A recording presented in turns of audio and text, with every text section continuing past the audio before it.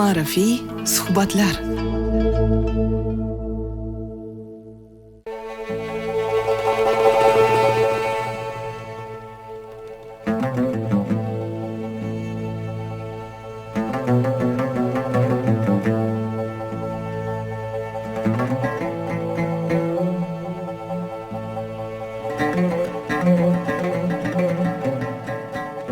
Qalblar yaxshilik qilgan odamni sevish va yomonlik qilgan kimsani yomon ko'rish tuyg'usida yaratilgan.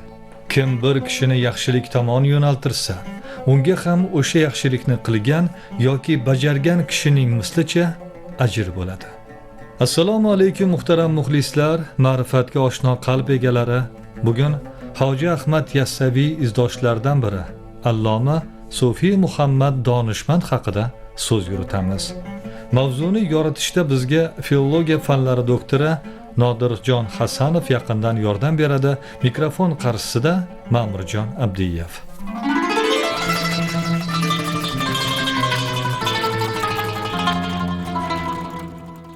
Davlatimiz mustaqillikka erishgach, ajdodlar tarixiga, ilmiy ma'naviy merosiga boshqacha yondasha boshlandi.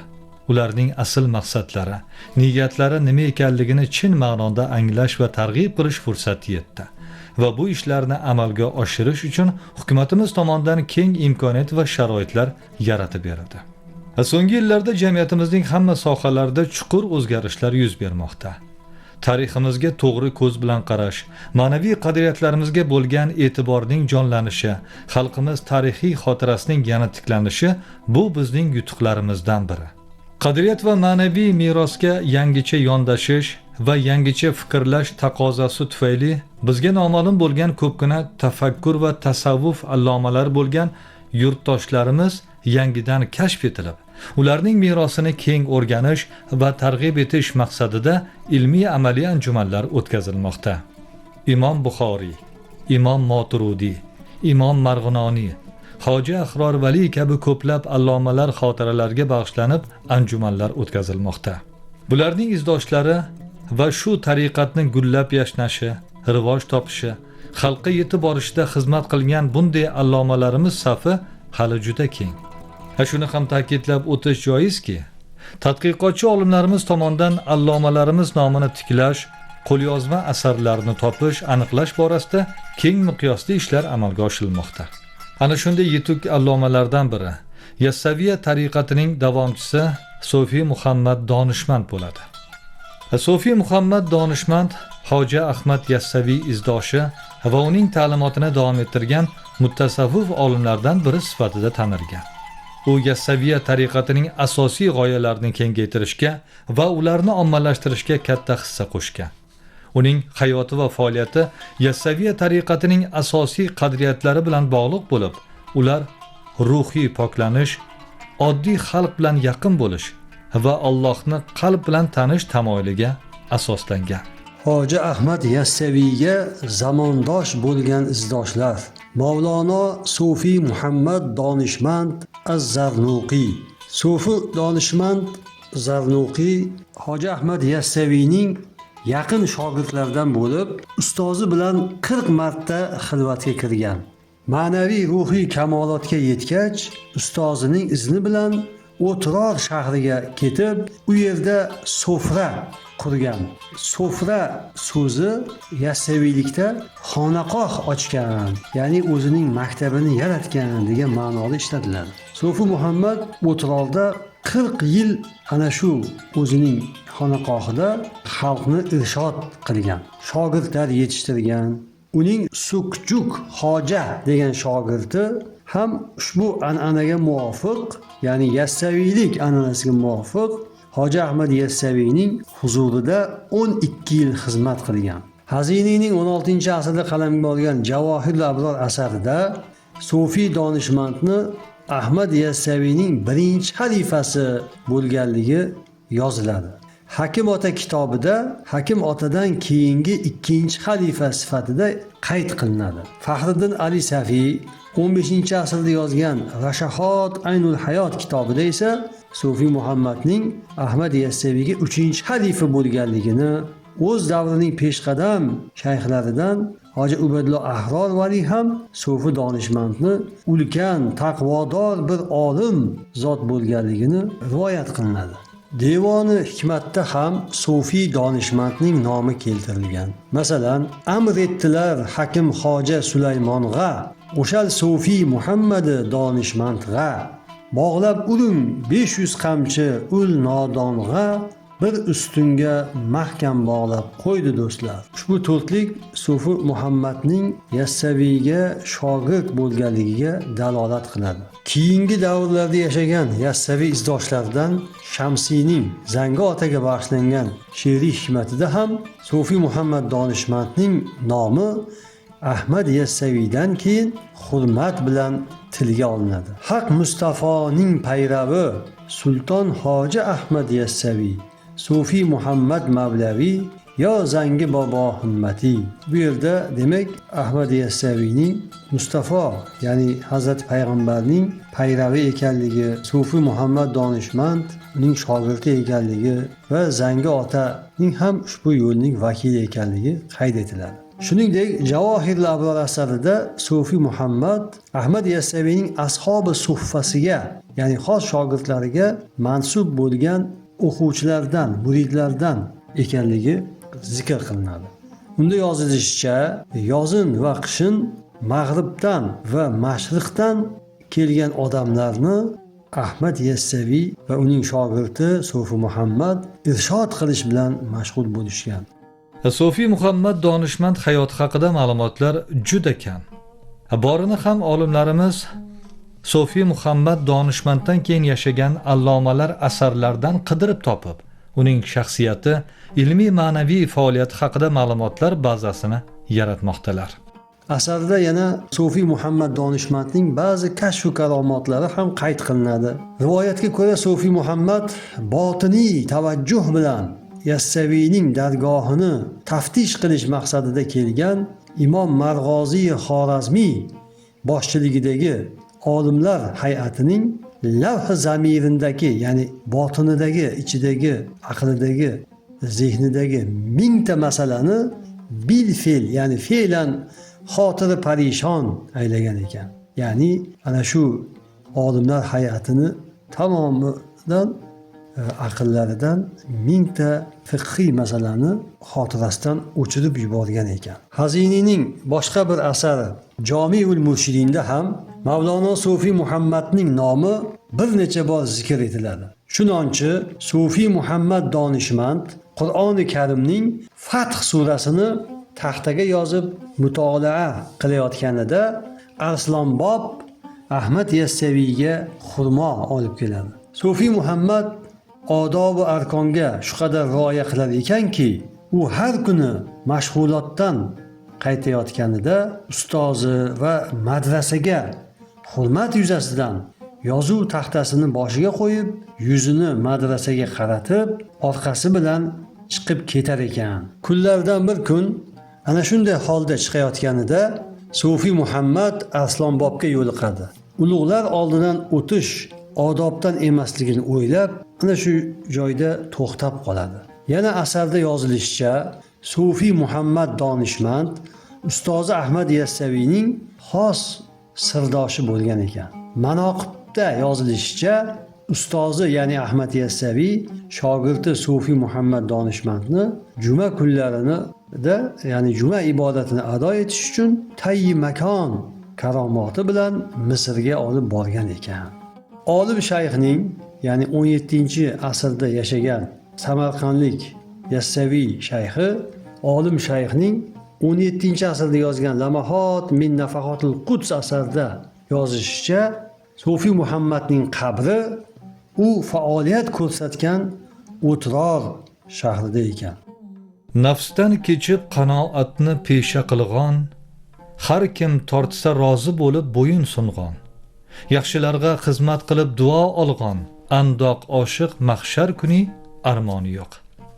Yassaviy tariqati davomchilari ham ustozlari kabi nafsidan kechib qanoat yo'lida bo'lgan. Tasavvuf nafsni axloqiy jihatdan taraqqiy ettiradigan hayotiy falsafa bo'lib, ilmiy zakovatdan zavq olib, aql, qalb, ma'rifat makonini yaratadi. yaxshilikka xizmat qilish insonlarni mehnatlari bilan rozi qilib duo olish mukofotlariga erishtiradi.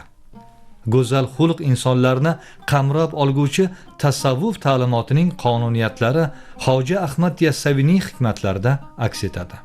Darvoqe, tasavvuf nafs lazzatlaridan voz kechishdir. Nafs balosi seni yo'ldan ozdiradi. Bu ochko'zlik, bu o'g'irlik, bu qonxo'rlik, bu jaholatdir. Shuning uchun ham juda oz narsaga qanoat qilish, boriga shukr qilish, mehnat qilib halol yeyish Hoji Ahmadning va uning izdoshlarining shiori. Tasavvuf ulug' minbar. Bu minbarga erishganlar rahmat didoriga musharraf bo'ladi. Aksincha, nafsga qul bo'lingan joyda xudbinlik tug'iladi. Bas, nafs domiga tushgan kishi hech bir qabohat ishdan tab tortmaydi. Tasavvuf ta'limotining qomusi Yassaviy hikmatlarining qadri insoniyat ko'z oldida oshib bormoqda. Yassaviy hikmatlaridan ta'sirlanib, asar, risolalar yozgan shogirdlari talaygina bo'lib, Sofiy Muhammad donishmand asarida ham Yassaviy ta'limoti va ta'siri yaqqol seziladi. Sofiy Muhammad donishmanddan bizga Mir'atul Qulub degan turkiy tildagi bir asar yodgor qolgan. Bu asar Ahmad Yassaviy yashagan davrga nisbatan yaqinligi bilan birlamchi qadimiy manba sifatida alohida ahamiyatga ega. Uning bir nusxasi O'zbekiston Fanlar Akademiyasi Beruniy nomidagi Sharqshunoslik instituti qo'lyozmalar xazinasida saqlanadi. Yana bir nusxasi esa Yevropada Shvetsiyaning Uppsala kutubxonasida muhofaza etiladi.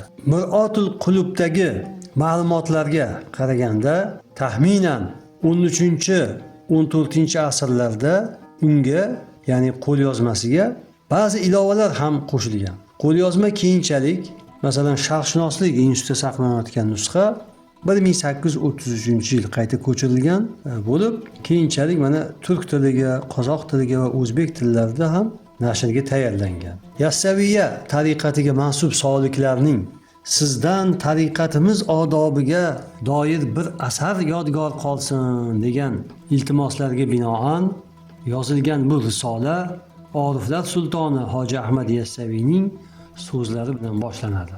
Asarning ibtidosida odobi tasnifga ko'ra muallif va ta'lif sababi bayon qilinadi. Bu barakotli risolani shariat dalili va tariqat arbobi Mavlono Sofiy Muhammad donishmand jam qilgan.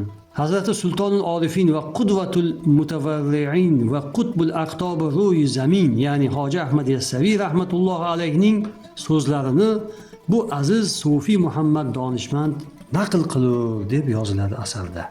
Asar shariat, tariqat va haqiqat mavzulariga bag'ishlanadi.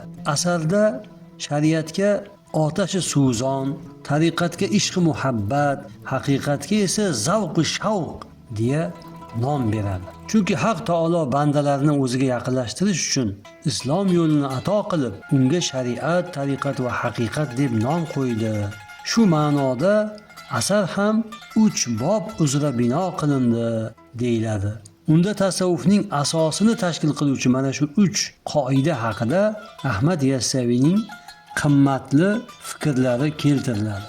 Chunonchi shariat zohiriy a'zolar bilan amal qilish, tariqat qalb bilan amal qilish, haqiqat esa sir bilan, ya'ni qalbdagi javhar bilan amal qilishdir deyiladi.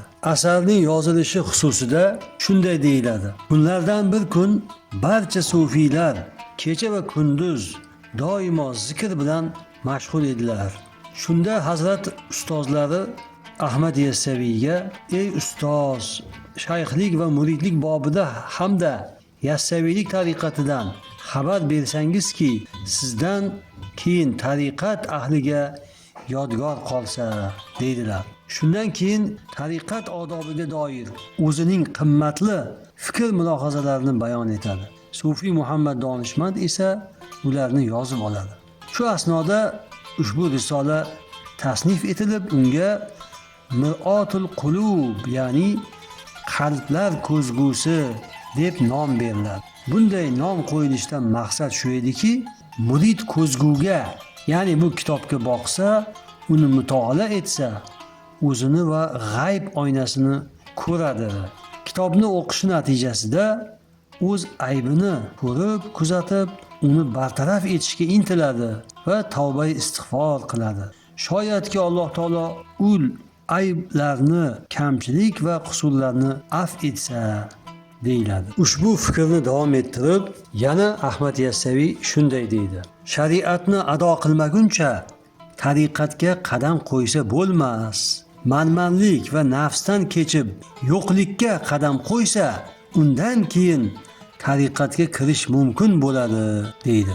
Sufiy Muhammad donishmand o'z asarida haqning visoliga yetish uchun tariqat yo'liga kirgan soliklar Alloh taolo buyurgan mazkur 3 yo'lni, ya'ni tariqat, shariat va haqiqatni bosib o'tishlari kerakligiga doir Ahmad Yassaviyning yana fikrlarini keltiradi.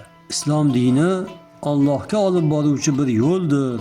Boshlang'ichi shariat, o'rtasi tariqat va oxiri haqiqatdir, deyiladi Ahmad Yassaviy tilidan. Hatto Sufiy Muhammad Yassaviyning, ya'ni ustozining fikrlarini qo'llab-quvvatlash uchun turli xil hadislar, oyatlar ham keltiradi. Bir hadis sharifni ham naql qiladi. Yozilishicha, payg'ambar alayhissalom shariat mening so'zim, tariqat amallarim, haqiqat esa holimdir degan ekanlar. Biz o'tmishimiz, tariximizni o'rganib, ajdodlar hayoti haqida ma'lumotga ega bo'lamiz va ular bilan faxr va iftixor qilamiz. Bu yaxshi albatta. Lekin ana shu shonli o'tmishga munosib bo'lish undan ham yaxshiroqdir.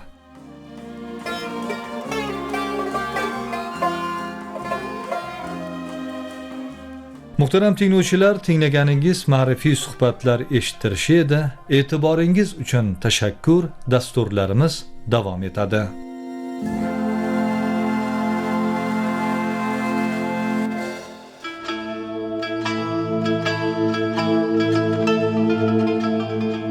Ma'rifiy suhbatlar.